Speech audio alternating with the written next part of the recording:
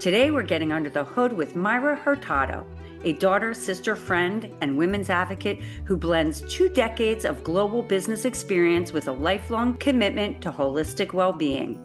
She holds an MBA from Nanyang Technological University in Singapore and has led teams across marketing, finance, and operations in industries spanning sports, biotech, and consumer health. Her track record includes 10 years at Adidas, Southeast Asia and Pacific, business development at a biopharma startup, and leading global sales and marketing for a women's health company. She now leads Prelude Health, a women's health FemTech startup based in Singapore. Mayra co-founded Prelude Health with Dr. Sarita Kumble to address one of the most underserved areas in healthcare, women's hormonal health. Their flagship product, Hormony, is the first and only rapid at-home saliva hormone test supported by a mobile app that delivers real-time personalized wellness guidance for women navigating perimenopause. Under her leadership, Prelude Health has built international R&D and commercial partnerships and earned recognition across Asia, the UK, Europe, and the US. Driven by a deeply personal mission, Mayra believes that as we live longer, every woman deserves tools and knowledge to feel well and thrive at every stage of life. Wow. Welcome, Mayra. Thank you so much for having me here. Well, I'm just delighted. It's season 4, Women's March for Mental Wellness, and you have a very interesting path because you didn't just go straight into women's health. You've had this journey. So it's going to be really great to get under the hood and understand your journey. If it's okay, let's get going. I love this question, Mayra, because every woman's story and journey is unique. And what was that inflection point that got you into the mode of thinking of mental health and wellness and well-being? I feel that one don't really understand mental health until something very big happens in your life. I was at the top of my career. I had a fantastic job, fantastic colleagues. When all of a sudden I started having anxiety, I couldn't sleep so well. I have to say I always been because I was in a health and wellness company doing sports and talking about yoga. It was just very, very common. It was part of our lifestyle. And I also think that part of it was I wanted to take care of myself, but part of it was also trying to take care of my dad. So to give you a little bit of context, since I was very little, my dad had a mysterious illness that turned out to be autoimmune, which really threw off the family. He had a juvenile arthritis, and that completely changed our lives. So spent many times at the hospital until they figured out what it was. He almost died because he got the wrong prescription. Anyway, fast forward, I think my journey started trying to heal me and heal him. And that included going into wellness retreats that eventually graduated into getting certificates in meditation, mindfulness, yoga, and eventually led into getting very, very deep, not only into the mind space, but the connection with the body. And that's kind of how the journey got me to a point where I started discovering that even though I could not help my dad anymore, I could help another group of people that were struggling. And this is the journey to understanding perimenopause. Thank you for sharing that. And I'm sorry to hear about your dad. That's a lot to handle. But also your comment, Mayra, about healing yourself and healing your dad. I like the fact that you said healing yourself first versus healing your dad, because if we don't, the saying, put on our own oxygen masks, we're no good to the people we want to help heal. So it would be great. I mean, that was a great overarching understanding, but now I want to dig deeper and go on the journey with you. When did you start? And I think, by the way, it's fantastic that you have all these certificates, yoga, meditation, all of that, because I myself am a firm believer in self-care and doing all you can to lay that good foundation within. So take us on that journey. It does start with us first, and I think I did not know that. I remember being in one of the trainings that I did for Yoga Nidra, and I remember being at the exercise itself when all of a sudden it came to my mind why I was there. I started remembering when I was a little girl, trying to help my dad feel better, trying to support my mom. And then I had all these emotions. On one side, it was nostalgia, gratitude, but also this sense of awareness of, okay, now I know, and I cannot do anything about that. I was a little girl, but I can do something for me. I still feel still at that point, I felt very incomplete because even though I was slowly learning about me, but I still cannot do something for someone else. And that was very difficult to deal with, in the sense that I didn't think I was competent enough to help someone through a meditation or through a yoga class or through anything like that. I just didn't think I had that gift that many people have. I wanted to figure out a way to get to a point where, yes, through my own healing, I can help others. And I think that's part of the reason why Hormony or Prelude Health became such a big part of what I do. And I don't think I would be a good founder for any other type of company. I am good at this because I think it's important. It has a purpose and I understand it and it connects to my life story. And with this, I truly feel that that journey of understanding wellness, understanding my body, understanding the importance of mental health and how that connects to the rest of your body, I can now put to good use my journey and also connect it to my technical and business skills. By creating Prelude Health and Hormony, you are actually scaling the ability to heal and help others. So I think that you said a lot there. I think that even the way you described it, slowly been scaling your Yes. healing world and probably not even thinking of it that way. And it's interesting, just your humbling nature. I think as women, we're so busy like being critical. I never thought, I could teach meditation or yoga, and now you're doing it and you have the capacity to do it. And so it's just like it's about putting in the discipline and doing the work and showing up for class and learning it, right? Oh, I don't know. I still feel like the more I know, the more I feel like a little girl that knows nothing. But that's kind of like life, right? I mean, the more we know, the more we recognize we know nothing. That's actually a very powerful truth, right? I Yeah, mean, that's kind of a good thing because as soon as you think you know too much, you stop learning and growing. So I actually think of it positively.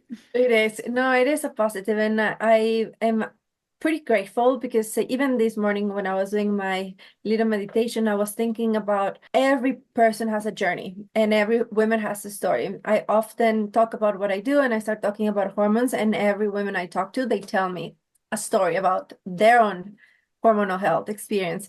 I'm sitting next to someone on a plane, she will tell me 2 hours of her journey. That's why I love what you do, because we are stories, right? And I think personally, what we found through this journey was that our story is a shared story. Every woman will go through perimenopause. Every woman will similar conditions. Somehow it's very universal. It doesn't have to do much with culture, which is amazing because that means that we can also change it. If we manage to change how we speak about it, we can address many things, including how do we research it? How do we address it? How do we talk about it? How do we educate? How do we deal with our mental and physical state when it goes through it? I feel all of this could be the culmination of many stories told, which Mm. women were supposed to be good at this. That's what we're doing since our origins. Well, it's interesting that you say that. Women have been doing it since the origins, which is telling stories. And I had one of my friends, Al, who said to me, well, the Bible, he was a theology major in college, but he said, it's all about stories. But I think what's interesting is what you said is in the case when it comes to our bodies, women have felt uncomfortable telling their stories. And so Yes. I think that your comment, Myra, about the fact that there's these universal truths. Every woman's going to go through perimenopause. There's no cultural differences. Maybe the cultural differences, even when you think of the Western world, We're only starting now to talk about it. If we could globally talk about the experience of hormonal health and our perimenopause experience, we would be educating each other and then educating the next generation. That's And that from a would be the goal. prevention, exactly. So I couldn't agree. It's so interesting. And so yes, stories, the power of stories to really affect change. And with women's stories, there's also that trusted source. Women trust other women versus getting an expert. And I think it's very much tied to mental wellness in the sense that, and we have research about this, that when women connect to a community to discuss what they're going through, their improvement in symptoms, it skyrockets very quickly. Because first of all, it's a comfort that you're not alone. Two, that you can address it. And it's just knowing what you could do about it. So that's one side of it. But the other side of it is, I was listening to an interview to Yuval Noah Harari yesterday, and he was talking about him going to therapy and how history needs to have cultures and countries need to have a therapist, because a lot of the stories that we tell ourselves might not be stories that serve us right now anymore. And we need to change the story in the way that we tell ourselves that story. And that changes a lot how we address each other and how we address ourselves, our bodies, our partners, our family. So I really, really like that. And I just thought it was a good analogy he had.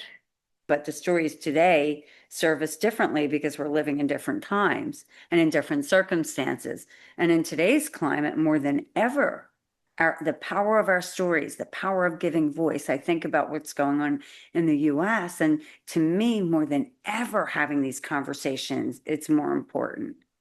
And it's a global phenomenon, I think, that the way that we tell the stories of our cultures, of our family, of our groups, and just because I don't want to forget that we're talking about mental health, why I believe stories are so important in specifically perimenopause for women in mental health is that what we found out and why it's important, all these topics or where they connect, is that because the stories have not been told, women go with a very heavy load by a story to go through their journey. So this is not normal. I'm getting old. I'm not useful anymore.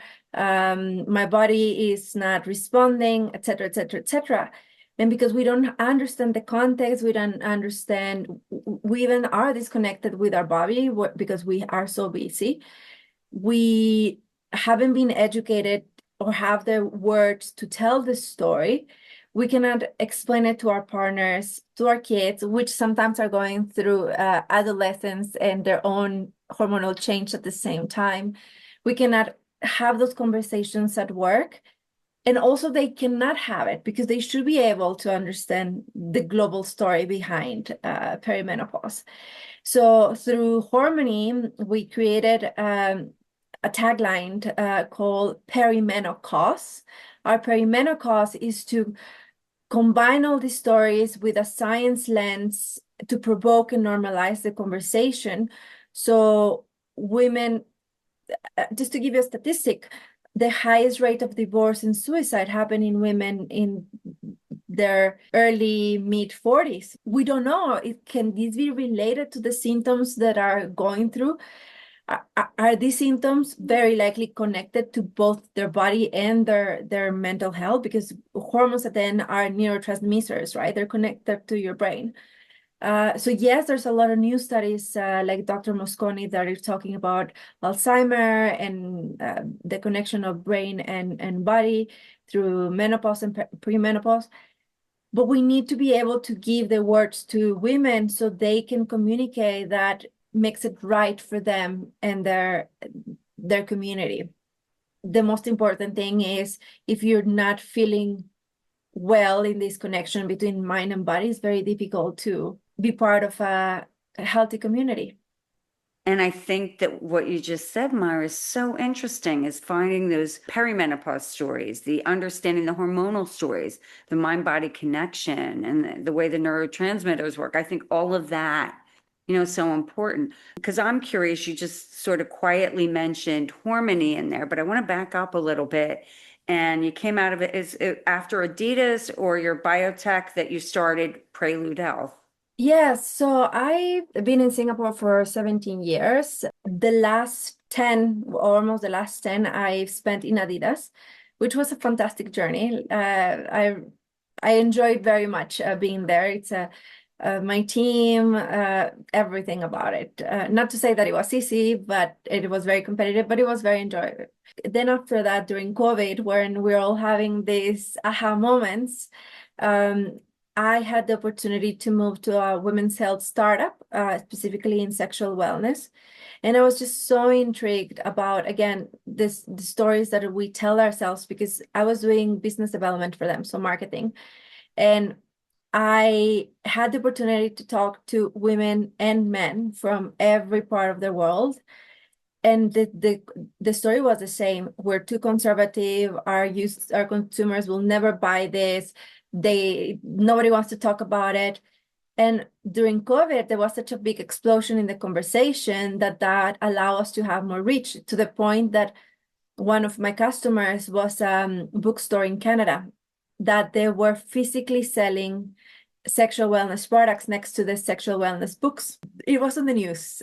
Some people were very shocked about it. Let's put it that way. It's very novel for sure. It was very novel. Now the products are available in Sephora, in Galerias Lafayette, Bloomingdale's pharmacy. So that really helps change the narrative.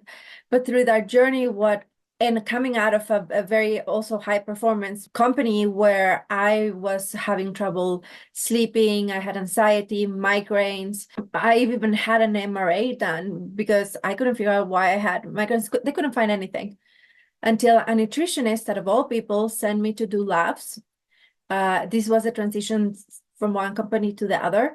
And I figured out, that first of all, it was super expensive. You had to send them to another country, to the US, twice, because it didn't arrive well enough, the sample.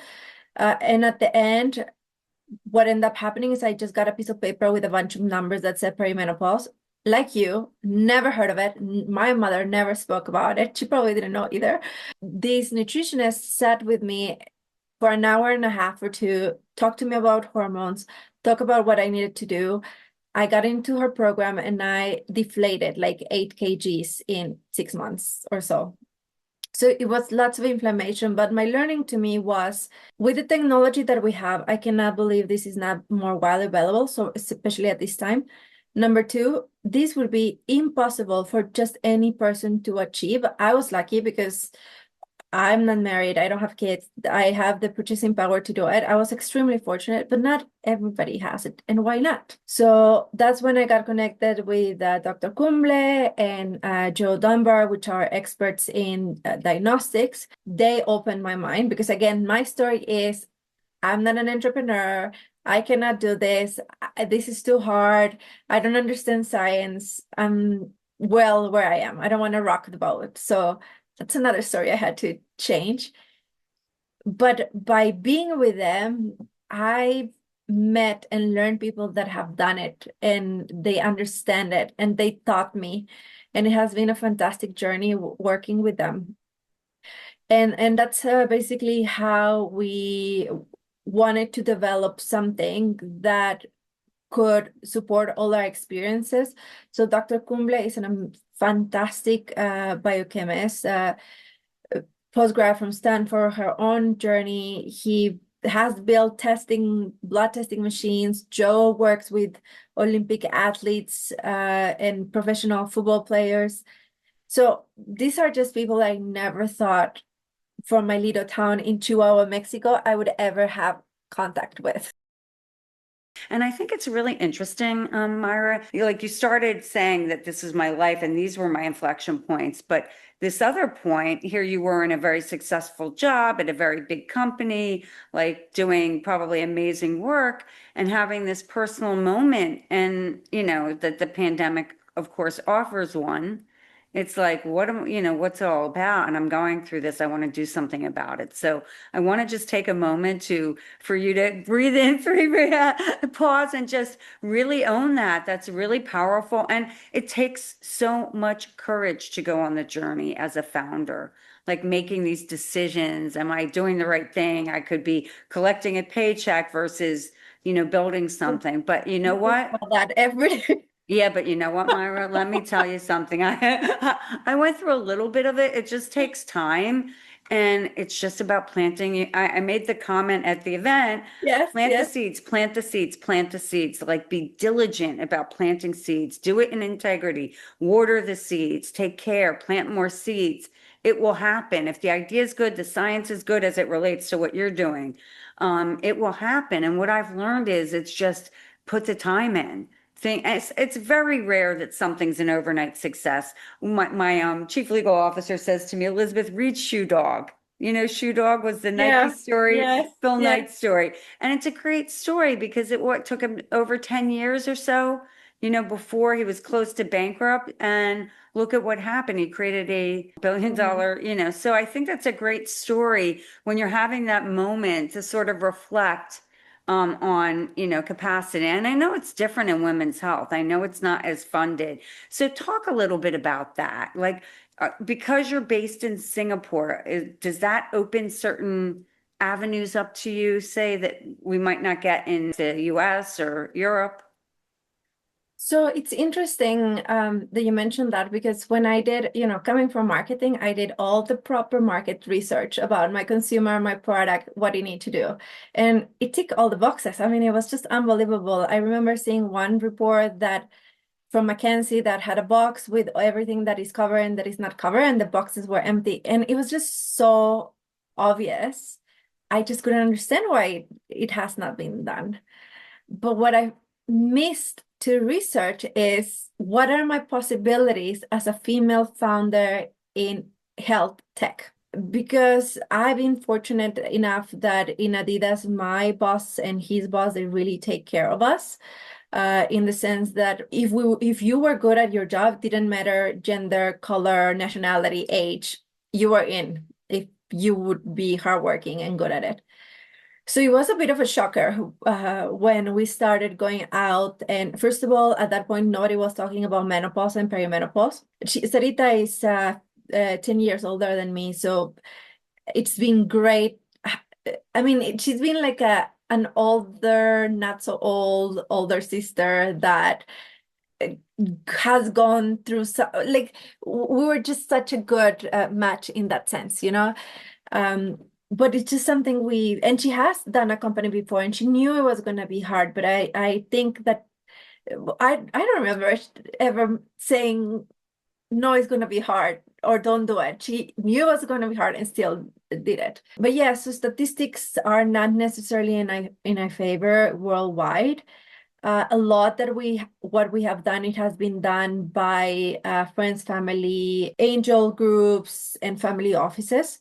We have had support from the university, the SMU Management University in Singapore that incubate us. We also had conversations with Singapore about other types of support that is on the works. We have gotten a lot of people and organizations behind us, but I think if you compare to what FinTech or NFTs or blockchain gets, I mean, it's statistics say 1 to 2%. So it has been a community journey, which I'm very grateful for.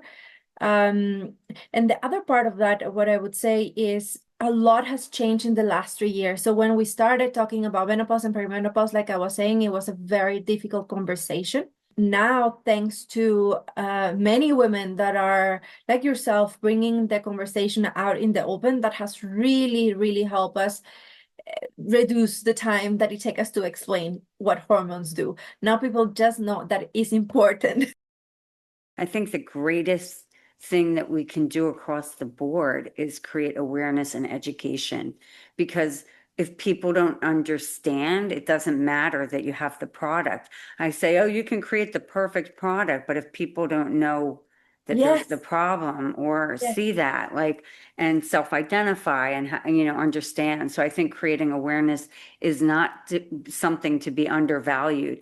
And I think also, to your comment that what 2 or 3% of investment go to women's health, it's so tricky because it can, going into it, it can be so defeating. But if you don't go into it, we continue to perpetuate the very problem, which is the lack of solutions for 50% of the world, the population. Yes, exactly. And that's why the work that you do is so important. So a few months ago, one of my advisors, Dr. Brittany Barreto, she did a study about what moves the needle in general. And there's a report there's a published on Guardian, on the Guardian, and it says that the biggest thing that can change this gap is talking about it. So from a marketing background, I will say marketing and branding. That's not how it is positioned in the article, but it's about talking about it. And I think going back to telling stories and going back to the work you do and the community and how women communicate for ages and ages and through time our stories, this is what will help us put an eye on the problem so we can solve it. I think my only, I guess, or I don't know if it's a learning, but maybe it's a learning, but also the way I would like that conversation to be. I would like it to be very propositive. I would like it to be with a growth mindset, because sometimes it's very easy to stay in the, oh, but there's only 1%. Oh, but I there's couldn't no agree. You're data. you're preaching to Myra. If that were the case, Under the Sisterhood wouldn't exist. If I didn't believe there was an unmet need that this company could fill, I wouldn't be doing it.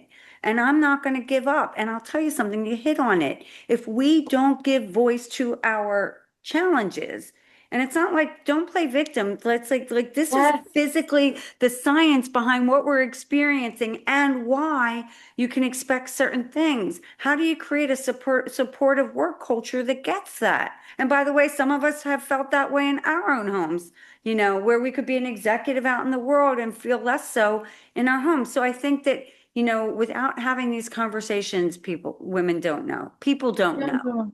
And it's Exactly. really helpful to all kinds of relationships, but I think it also helps solve problems. So once you understand it, and it's so interesting because I've had so many conversations with different founders, and they talk about the pitch to a group of men and their pitch and their story. At the end of the day, it's like, just stay up. And you have a wife, you have a daughter, you have a mother, you might have a sister who could be experiencing this. Like, you tell me that this isn't something that's needed? It's like nothing, none of what we're suggesting is superfluous. 100 of those. We need another type of phone, if you will. You know what I mean? Exactly. And it's changing, Elizabeth. It's changing. It's interesting because in my angel group, I think by now, if not more, if not half, more than half of my angels are men. And even my team, half of us are men, half of us are women. And I do feel that this is collective effort for two reasons. Like you said, because we have women in our family, because it's the economically viable to have healthy women in society. And also, well, I guess three reasons. And also because so far we only know half of the story of a human health perspective. So if we're saying, okay, why, going back to my father's illness, why didn't my dad had juvenile arthritis when women are more prone to autoimmune disease? Why him as a man? Why are men more prone to autism? We just starting to find out, but until we don't study the other 50%, or we don't study health with a gender lens, we won't be able to understand how to address it at the end of the day. And even things like men are, even though more women get breast cancer, men die more of it because they don't know they could have it. And it's again, talking about it, sharing stories, and awareness, like you said. You know what comes to mind when you say that? It's like we need to address this is a systemic problem.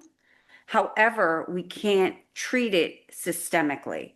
So, meaning you have to be gender specific when it comes to Yes. health. You can't treat it systemically. We aren't all equal that way. Our bodies are different, so you have to understand them. And so it's very interesting. It just came to me as you're saying this. I'm like, wow, that's kind of profound. We have a systemic issue. Women's health isn't understood. We've been treated like we're men. I mean, it wasn't until 1993 that they started doing research on women, bringing them into clinical trials, and for a host of reasons. But I think it's really a good thing to think about and sort of take action in. Isn't just creating awareness, is understanding without that knowledge and without that move to gender specific research, gender specific care, gender That's it. specific treatment, gender specific awareness and education. But the more men know, I was doing one event and one of the fathers came in and he talked about having two daughters going through puberty and adolescence and what the experience was like. As a father, him understanding allowed him to show up better as a dad, but better as a human. So I think it's fascinating that we're here having this conversation, that it isn't something that already is a given. And the potential of it, all the things that could change, all the possibilities of this. And I like how you explain it. It is systemic, and we need to have many players addressing it. There has to be many hormonies. Potentially even a hormone in every country, because the way that women experience perimenopause in Latin America might be different than North America or even different parts of Asia. The food that is available for them to eat is different. The body is done differently. And to add to that, out of the very little data available, only 20% represents Black, Asian, and Latino women. So we need many people working on it in different, at least pieces of it. Kind of like, I think one of the fantastic things I saw in COVID is that many scientists were working on maybe the RNA from a different perspective, maybe similar, maybe overlap, additional things on top of that. And what they ended up all doing is connecting, and they created a network as a result of that, where they would share information to develop faster. And I think, again, this goes back to how do we get together to develop solutions that serve different contexts, even though it's the same systemic issue, with different realities. Actually, I love that. Same systemic issue with different realities. That's a beautiful way of putting it. I'm really curious, how are you marching for mental wellness? And it can be personal, professional, a combination.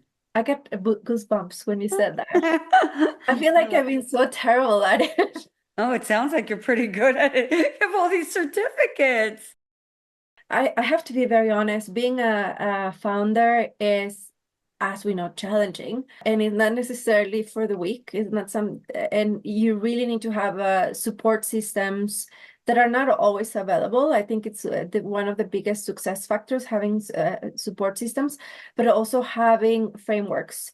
I'm very fortunate that I have many therapists and psychologists that I check in. Actually, my therapist checked in on me today, this morning before the call. And I think I have to really actively remind me that I need to take care of me, that I need to take moments that often I feel at the end of the day, I'm like, oh, I don't want to do this. This is so hard. This is never going to work. And it's just, wait, you're tired. It was a long day, but you had all these wins. You're going to sleep, and tomorrow you're going to feel great. So I think you start finding this like shortcuts that become like muscles. Your muscle starts to grow, your mental health muscles. So I'm hoping that, like we said at the beginning, to circle back, a lot of it is taking care of your mental health and showing up with your own example, because that's the hardest one. Talking about it, showing other people doesn't work. You need to do it, which is the hardest one. You commented, Mayra, on role modeling it. It's really important that we role model this behavior, not just for ourselves, for the communities we touch, for our businesses, for our families, whatever it may be, because you're putting that out. It's that growth mindset, and then it's role modeling it. Yeah. So I love this close, which is, this is your platform to give a message to all women of all ages, of all cultures, of all backgrounds. What would you like to share with them? I think I want to highlight what you said. Take time off or time outs during the day to take care of yourself. Reconnect with your body because the body is super wise. Talk about it to other people. Connect with other people. There's a huge power in community, and especially between women community. Share your story because people learn through stories. So your story might help other people. And yeah, that kind of closes the whole circle is get to know myself, tell my story, connect with other people. Mayra, thank you so much for getting under the hood with me today. This has been an incredible conversation. Thank you. I really appreciate your time, the space, everything you do for putting all these stories together. I know it's a lot of work and it's very much appreciated. Thank you. Thanks for listening to Under the Sisterhood. If you haven't already, please give us a quick rating and review on Apple or Spotify. And make sure to follow us on Instagram, Facebook, YouTube, and LinkedIn so you can hear from more amazing women. This podcast is created and hosted by Under the Sisterhood LLC and Elizabeth Elfenbein, produced by Elizabeth Elfenbein and Matt Butler, and edited by Matt Butler. The music is by Ayla Schaefer. Her song, Rose.